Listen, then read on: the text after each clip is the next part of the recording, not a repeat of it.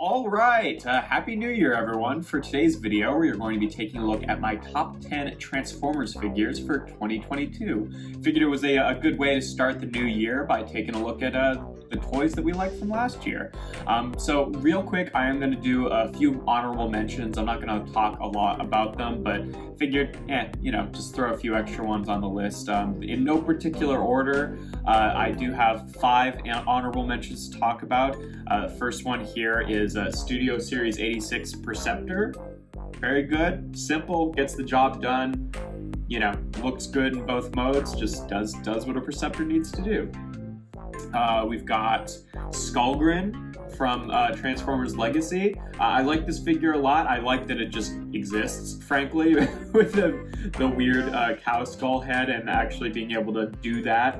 I think that it's a great sort of new rendition of the character. I just wish that the peg tolerances on the backpack pieces were a little bit tighter, but otherwise I really like him. Let's see who else we got. We've got Jhiaxus from Legacy as well. A lot of people, I've seen this on a lot of people's top 10 lists, and he is really good. He actually was on my top 10 list for a while, but he ended up getting beaten out, so that's pretty much all my honorable mentions are, is the figures that were at some point on my top 10 list and then just got pushed out, and then just the top 5 of them. But yeah, no, really great figure. The alt mode it's okay, but the robot mode with the the comic accurate face I think looks really nice. We've got Legacy Dragstrip, who I think is probably the best of the deluxe Stunticon limb bots. I think that he works really, really well. I had Skids on the list for a while as well, but I think he is a little bit better than Skids. But yeah, pretty simple overall, nothing like too crazy, but just very nice, very adequate, good figure.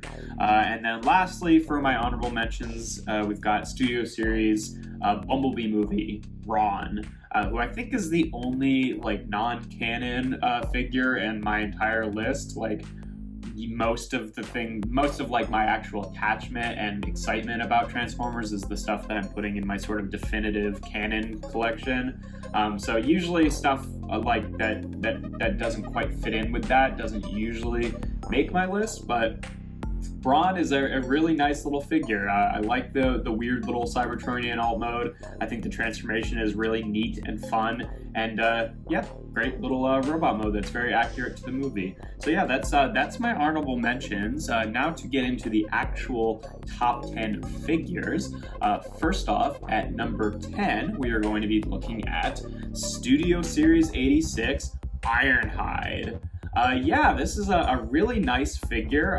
We've had a few kind of rough attempts at Ironhide in the past, especially, recently we've had a few that were all using, the same Siege mold. And I like that they were able to kind of take the engineering of that mold, the engineering, scheme, the transformation scheme, and then put it into a Voyager class price point so that it could actually do all the things that it needed to do to have a very nice, convincing van mode. I wish that it had yellow stripes on the van, but otherwise I like the van mode. I like the robot mode. I did end up taking this piece off and then cutting it down the middle so it could actually be a 3-piece hip skirt rather than just the 1-piece one that it was. So you can actually lift his leg up and then have the middle piece stay in place.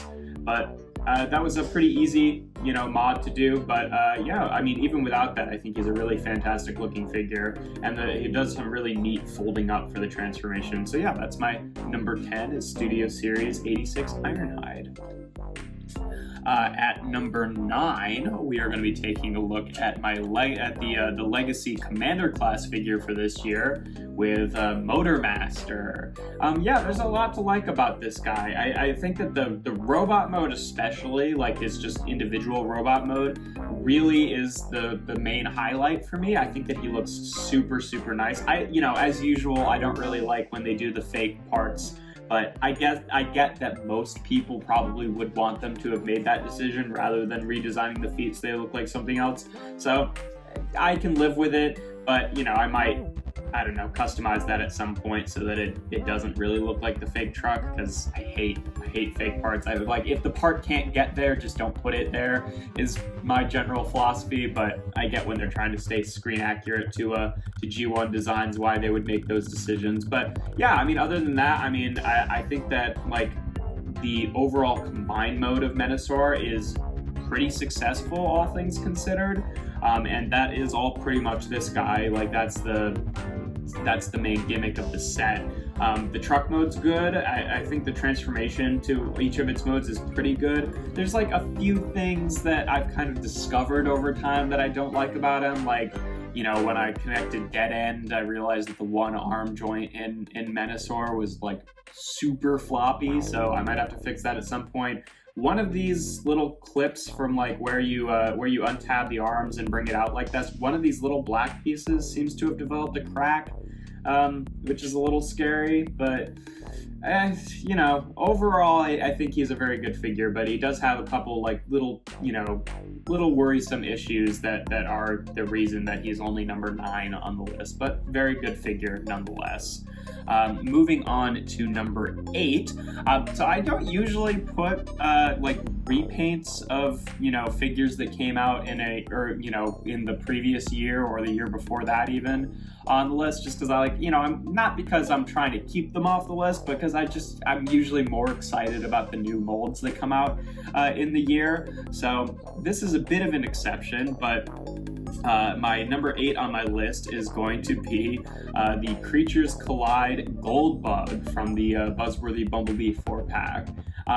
Yeah, man, like I said, I'm not usually excited about molds I've seen before, even if they're molds I really like, but I don't know, I had a reaction to this guy. Just the dark blue and the gold really does it for me, and it got me excited about this mold again, which is good because it was like the 6th or 7th time I bought it. So it's impressive for this guy to actually, you know, make me look at the figure again in a new light. And you know, car mode is great. I mean, I love Volkswagen Beetles, and it's great to get this version of this mold again. The robot mode looks great, and I think it just does everything that it needs to do, which is why it's making the list.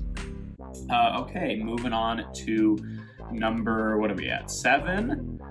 Number 7 on my list is going to be the Titan class Generations Legacy Cybertron Universe Metroplex. I am quite taken with this figure. I think that he is really cool. I don't know, he might be my favorite Titan class now. I'm not sure.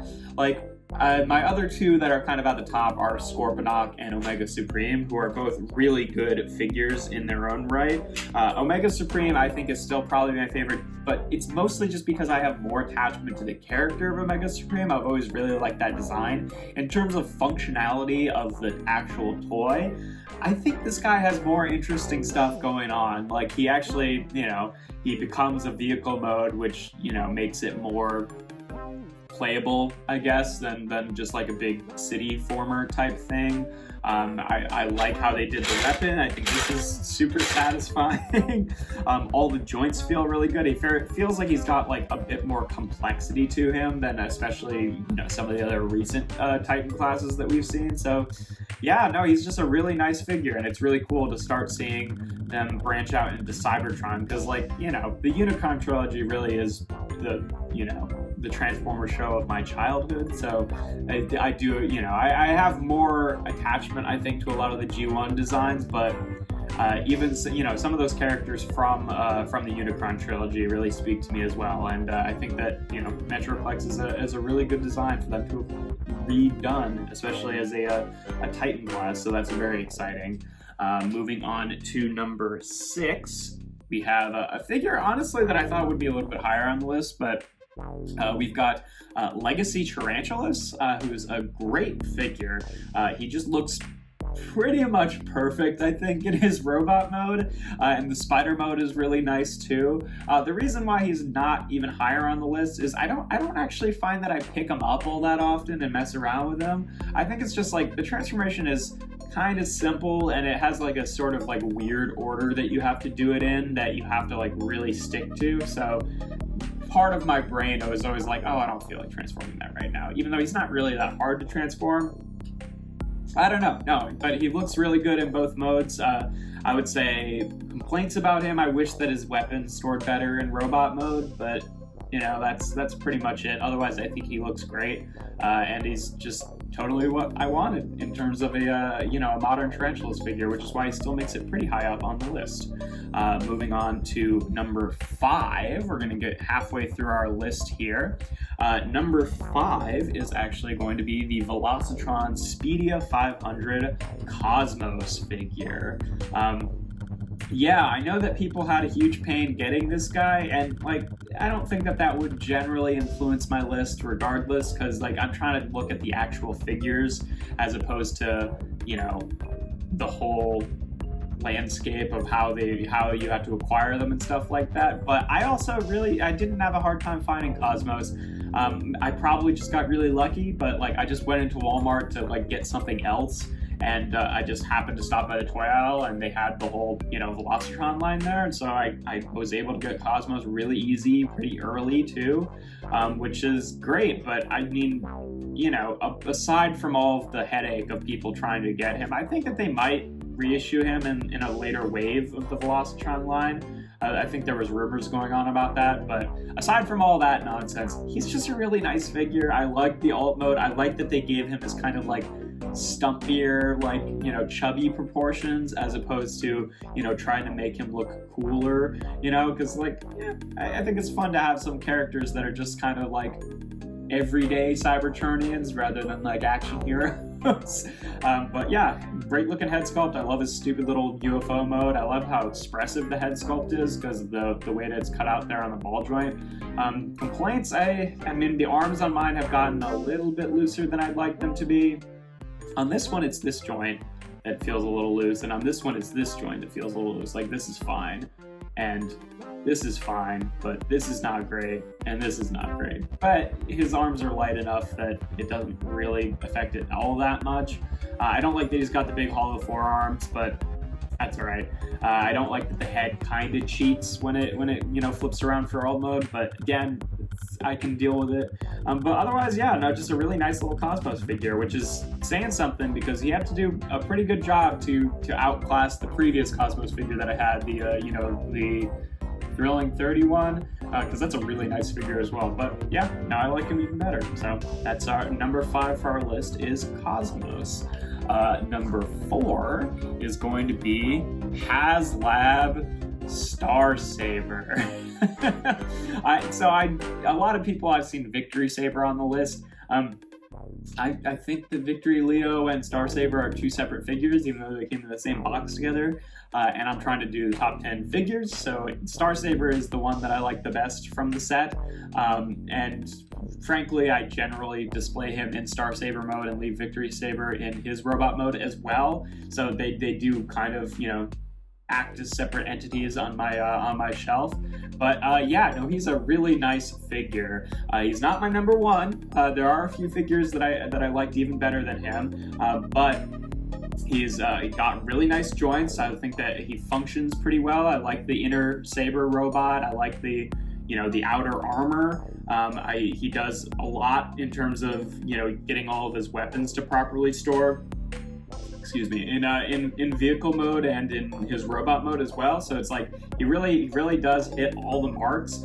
He's got good articulation, like decent articulation considering, you know, his size and chunkiness. But yeah, no, I think he looks really good, and he's a really nice figure, and it was exciting to finally get him.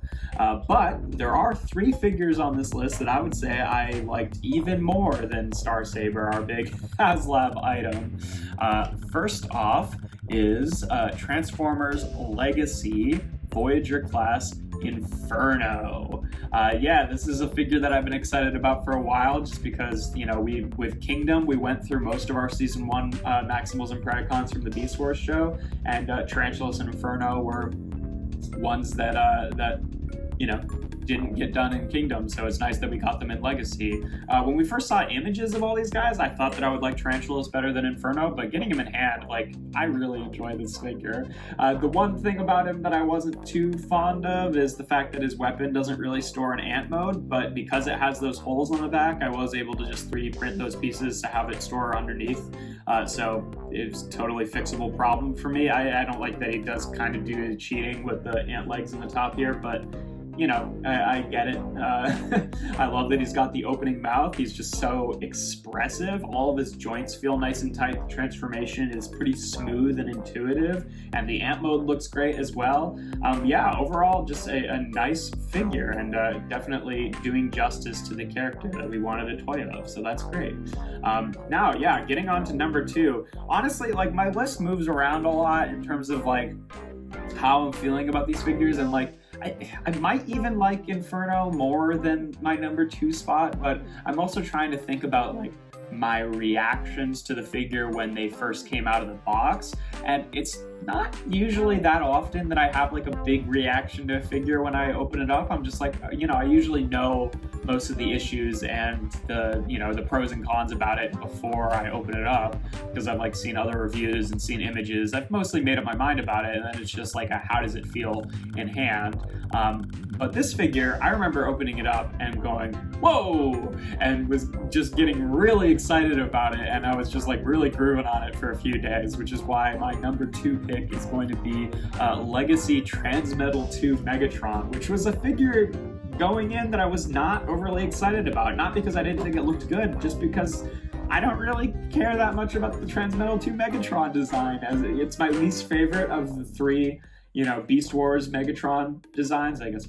Well, unless you're counting Beast Machines, I guess that would probably be my least favorite, but notionally they're the same body type. But I remember opening up and just being impressed with the size of this guy and all the joints that it had. I love how they did the wings with the keying there and the sort of like flexible clear plastic, which does not feel like it's in risk of breaking at all. The dragon mode looks fantastic and really has like a presence when it's just like standing there with its wings splayed out. But even the robot mode looks great. You know, there's something about him. He just has like a presence, because like he's not even really like, he's like a little bit taller than our, you know, regular Kingdom Beast Wars Megatron. So he's not even like that big. I guess it's just I've gotten so used to the leader classes getting smaller and smaller that when I took this guy out of the box, I was just like, whoa, okay, an actual leader class.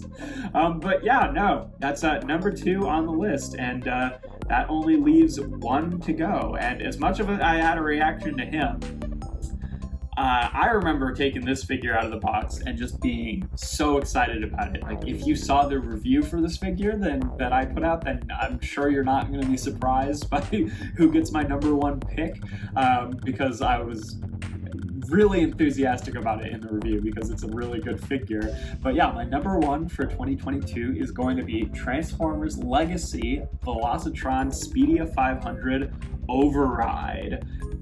This is a really good toy.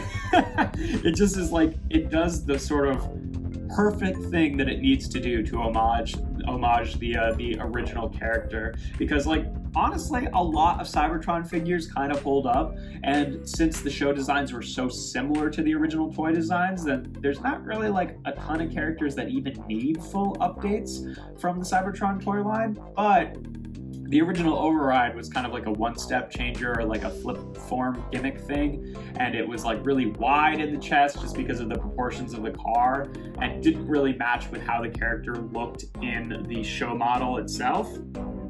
So they were able to improve upon it, and I think it works really nicely. It's got a really nice, fun, kind of smooth transformation. I like that it has the, you know, the Cyber Planet key weapon on the back here that stores in both modes, just by virtue of it being, you know, just a backpack kind of thing. I like that you can actually fit a Cyber key inside the weapon. I mean, it doesn't do anything, but it's still really cool that you can do that. And the weapon looks great. It's got good solid joints, good articulation. It has that weird sort of, like, I talked about it in the review, but it has a feel to it as if it was like made in the year that Cybertron came out, where like the plastic was like thicker and kind of like denser. And maybe some of that is just due to the fact that, you know, it's kind of a small Voyager, and being put into a Voyager budget meant that they could thicken up the plastic in spots. But I don't know, it's just like something about the way they decided to mold it kind of makes it feel like it just fits straight in with old Cybertron figures, which I think is really, really awesome. And yeah, no, that's not much else to say about it. It's just a really fantastic figure, and it's my favorite one of the whole year. But yeah, that's my list. We've got some exciting things coming up in 2023. I'm really, really pumped for Tarn and Leo Prime, or, you know, what's his name? Leo Convoy. I think those look really good. I'm excited for the deluxes and Legacy Evolution. Supposedly we're getting a Studio Series Brawn for, you know, like a G1 Brawn, not like this Brawn. That would be really great because he's one of the three, you know, original 1984 Autobots on the Ark that I don't have. So that, well, I mean, I've got a couple versions of them, but not ones that really fit in with the other cast of the first few episodes. So that will be pretty exciting. A lot of fun stuff that's coming up, but we'll just have to wait and see which end up being my top 10 of 2023. But yeah, that's pretty much all there is to it. If you enjoy my videos, make sure to leave a like and consider subscribing. I do reviews every Tuesday, Thursday, and Sunday. And without further ado, here we have my top 10 Transformers of 2022. Happy New Year!